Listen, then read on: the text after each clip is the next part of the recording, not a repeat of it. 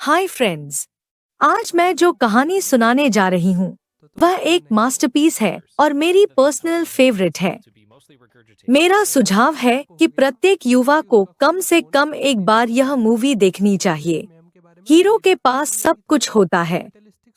अच्छा घर, घर में फर्नीचर, एयर कंडीशन, चकाचक टेबल, चेयर्स, जगमगाती लैम्प्स, वो सब कुछ जो बाजार में स्टेटस दिखाने के लिए एडवर्टाइजमेंट द्वारा बिकता है। हीरो एक युवा लड़का है जो एक ऑफिस में कार दुर्घटना बीमा निरीक्षक है। हीरो अपने रूटीन काम से बहुत परेशान है। वह अपने बॉस से कुछ अलग करने की मांग करता है, लेकिन बॉस वही घिसा पिटा काम दे देता है। धीरे धीरे उसे इंसोम्निया हो जाता है। वो रात में सो नहीं पाता। हीरो ग्रुप थेरेपी में जाना शुरू कर देता है। उसे वहाँ एक नया साथी मिलता है। बॉब एक कैंसर पीड़ित है। कैंसर की वजह से उसकी छाती औरतों जैसी हो गई थी। बॉब उसे अपनी छाती से लगाकर रोता है। हीरो भी रोता है और उसे आश्चर्य होता है कि वह बेहतर और हल्का महसूस करता है। उस रात वह एक बच्चे की तरह सोता है। उसे ग्रुप थेरेपीज में जाना अच्छा लगने लगा, इसलिए वह किसी भी ग्रुप थेरेपी में भाग लेता है। इन ग्रुप थेरेपीज में भाग लेने वाले अधिकांश लोग किसी न किसी बीमारी के कारण जल्द ही मरने वाले होते हैं, लेकिन उसकी नज़र एक लड़की पर पड़ती है। ये लड़की मार्ला है। मार्ला के आसपास होने से वो थोड़ा अनईजी फील करता है। मार्ला ग्रुप थेरेपी में टाइम पास करने आती थी। मार्ला ने उसके साथ अपना नंबर शेयर किया। हीरो को अब उसका काम या यात्रा पसंद नहीं है। हीरो हमेशा विश करता है कि उसका एरोप्लेन एक स्पेस कॉमेट द्वारा मारा जाना चाहिए ताकि वह मर सके। उसकी एक यात्रा में उसे एक दिलचस्प कैरेक्टर टायलर दुर्धन मिलता है। टेलर में वो सब कुछ है जो हमारे हीरो में नहीं है। टायलर के पास शानदार फिलॉसफी है। वह अपनी जिंदगी को बेहद हल्के में लेता है। टायलर साबुन बेचने वाला सेल्समैन है। वह मजाक मजाक में बताता है कि साबुन बनाने के पदार्थों से ही बम भी बनाया जा सकता है। हीरो अपने अपार्टमेंट में लौटता है और देखता है कि अपार्टमेंट में आग लग गई है। वह परेशान हो जाता है और टायलर को फोन करता है। वे एक बार में मिलते हैं जहां हीरो के नुकसान के लिए एक बच्चे की तरह रोता है। टायलर उसे सहानुभूति नहीं देता। हम कंजम्पशन एरा में जी रहे हैं। वह क्राइम या वॉर के बारे में चिंतित नहीं है। वो फिल्म और लक्सुरी मैगजीन से डरता है। फिल्मी सेलिब्रिटीज को सब कुछ पहनते और बेचते हुए दिखाया जाता है। हम सिर्फ अनावश्यक चीजें खरीद रहे हैं और अपने लिए लोन का गड्ढा बना रहे हैं। इस चक्र में हम सिस्टम के गुलाम बनते जा रहे हैं। हीरो के पूछते ही टायलर उसे अपने घर में रहने के लिए हाँ बोल देता है। एला हीरो से जोर से मारने के लिए बार बार कहता है। हीरो उसे मुंह पर मारता है।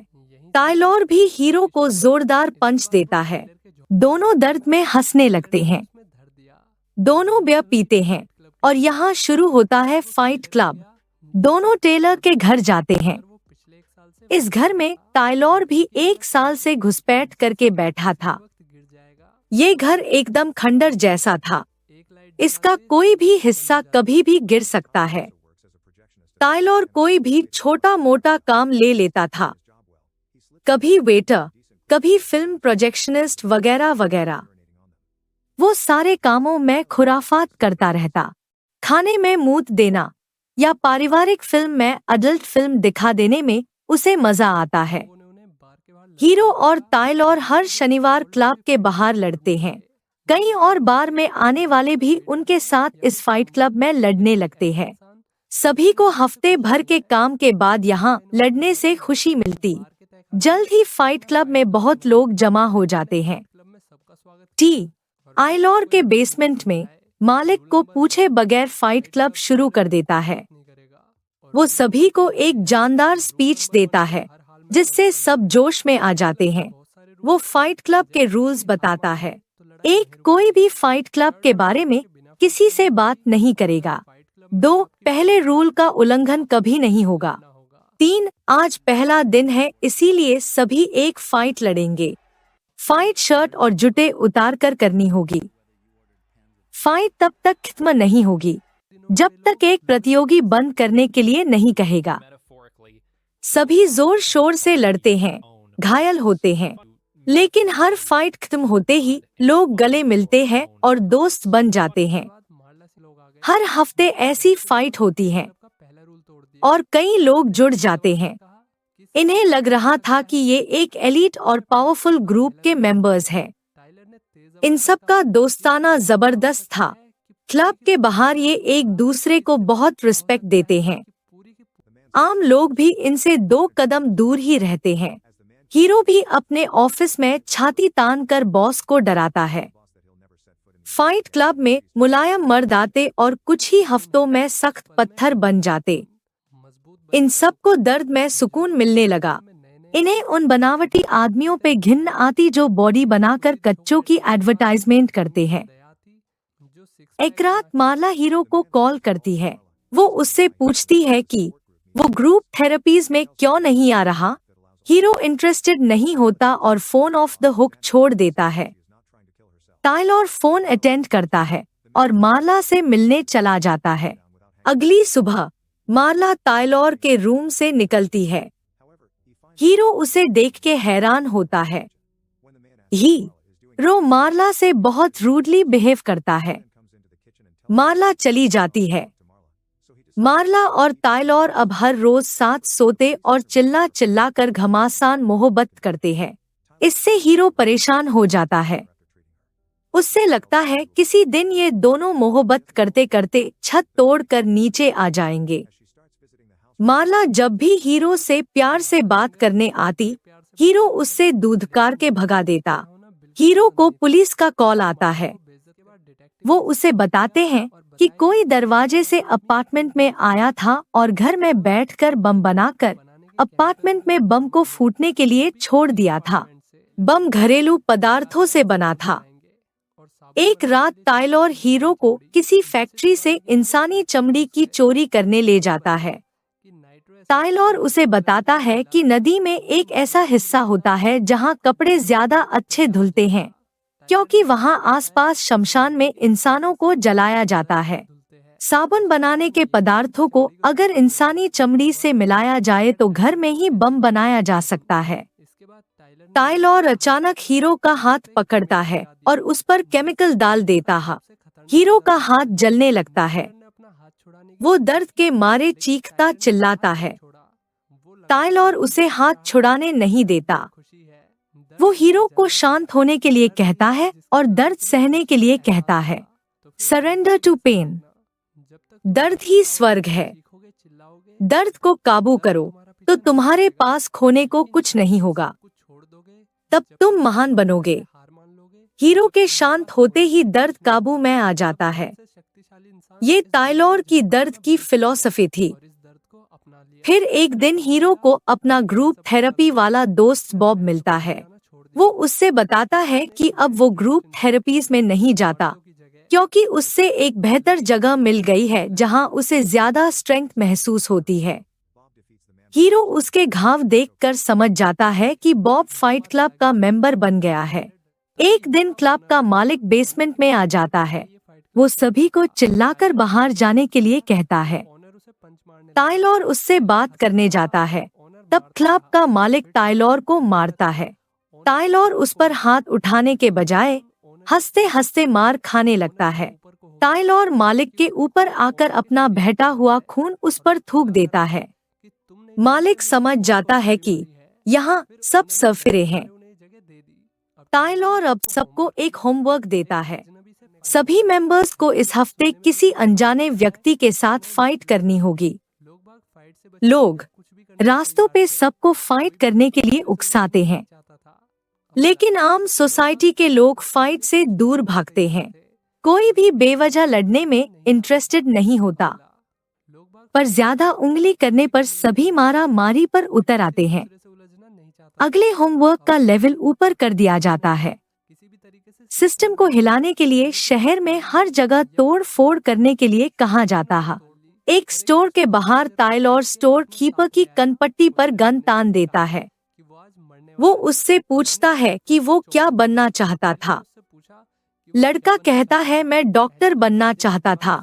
मजबूरी की वजह से इस स्टोर पे अपनी पढ़ाई छोड़कर काम करता। टाइलर उससे कहता है, अगर तूने कल से पढ़ाई नहीं चालू की तो कुछ हफ्तों में फिर से पकड़ के मार दूंगा। लड़का दुम दबाकर भागता है। हीरो को ये तरीका सही नहीं लगा। टाइलर कहता है, तरीका गलत है लेकिन अंजाम सही होगा। कल इसकी दुनिया बदल जाएगी। ये कल से वो करेगा जो ये हमेशा से करना चाहता था। कल से ये आजाद महसूस करेगा। नेक्स्ट लेवल में टाइलर प्रोजेक्ट महम स्टार्ट करता है। फाइट क्लब अब बहुत शहरों में फैल चुका था। बहुत सारे सोसाइटी के छोटे कामगार फाइट क्लब की ताकत बन चुके थे। टाइलर की एक आवाज पे जान तक देने के लिए सभी तैयार थे। एक दिन अचानक टाइलर किसी को कुछ बताए बगैर गायब हो जाता है। सभी टाइलर के बताए रास्ते पर कई सारे बम बना रहे थे। ये बम क्रेडिट कार्ड कंपनीज के हेडक्वार्टर्स और डेटा सेंटर्स को उड़ाने के लिए बनाए जा रहे थे। अगर ये क्रेडिट कार्ड का डेटा उड़ जाता है तो कर्जे में डूबे हुए सारे लोग चैन की सांस ले पाएंगे और एक नई आजाद जिंदगी जी पाएंगे। इस मिशन के छोटे से पड़ाव में हीरो के दोस्त बॉब की मौत हो जाती है। हीरो सबसे कहता है कि मिशन बंद कर दो, हम लोगों को मरने नहीं दे सकत। कोई भी हीरो की बात नहीं मानता और मिशन का अगला लेवल पूरा करने में लग जाते हैं। हीरो समझ जाता है कि इनको सिर्फ टाइलर ही रोक सकता है। वो टाइलर को हर उस शहर में ढूंढता है जहां जहां उसने फाइट क्लब को एक्टिवेट किया था। हर मेंबर उससे सरसर कहता और बोलता कि फाइट क्लब का पहला रूल यही है, फाइट क्लब और उसके प्रोजेक्ट के बारे में किसी से बात नहीं कर सकते। हीरो को कुछ रियलाइज होता है। वो मार्ला को फोन पे पूछता है कि क्या हमने कभी कोई रात साथ बिताई है। मार्ला चिल्ला के कहती है, तुम ही रात में मेरे साथ सोते हो टाइलर और सुबह मुझे गालियां देकर भगा देते हो। मैं तंग हो गई हूँ। टाइलर सिर्फ हीरो का काल्पनिक दोस्त है और वो खुद ही टाइलर है। टाइलर इसलिए था क्योंकि हीरो टाइलर जैसा स्ट्रॉन्ग, कंपोज्ड और हर हाल में रहने वाला इंसान बनना चाहता था। फिर उसे सब याद आ जाता है। फाइट क्लब उसी ने चालू किया था। हर प्रोजेक्ट उसी ने शुरू किया था। अपने अपार्टमेंट को भी बम से उसने खुद ही उड़ाया था। वो ये सब रोकना चाहता था लेकिन कोई भी उसे फाइट क्लब के रूल्स तोड़ने नहीं दे रहा था। वो पुलिस में जाता है लेकिन पुलिस के भी कुछ कर्मचारी फाइट क्लब के मेंबर होते हैं जो उसे प्रोजेक्ट रोकने नहीं देते। वो मुश्किल से पुलिस वालों से भाग के प्रोजेक्ट की लोकेशन पर पहुंचता है और एक बम डाइफ्यूज कर देता है। काल्पनिक टाइलर उसे बहुत मारता है। टाइलर उसके मुंह में बंदूक घुसेड़ देता है और बताता है कि पीछे की 9 क्रेडिट कार्ड कंपनीज की बिल्डिंग्स 2 मिनट में गिर जाएंगी। हीरो उसे बहुत रोकने की कोशिश करता है, फिर रियलाइज करता है कि अगर मैं ही टाइलर हूँ तो बंदूक मेरे ही हाथ में है। वाकई में बंदूक उसी के हाथ में थी। टेलर को रोकने का एक ही तरीका था, खुद को रोकना। वो अपने ही मुंह में बंदूक चला देता है। इससे टाइलर वही ढेर हो जाता है। मार्ला को मेंबर्स वहां पकड़ कर लाते हैं। हीरो को बुरी हालत में देखकर अचंभित हो जाते हैं कि ये अब तक जिंदा कैसे है। वो सबको भागने के लिए कहता है। मार्ला उसे संभालती है। वो थोड़ा हीरो और थोड़ा टाइलर जैसा बन गया था। देखते ही देखते उनके सामने सारी बिल्डिंग्स धमाके से गिर जाती हैं। मूवी एक बहुत स्ट्रॉन्ग मैसेज छोड़ जाती है कि कैपिटलिज्म के जाल में मत फंसो। जीवन अपनों के साथ और कम चीजों में भी खूबसूरत है।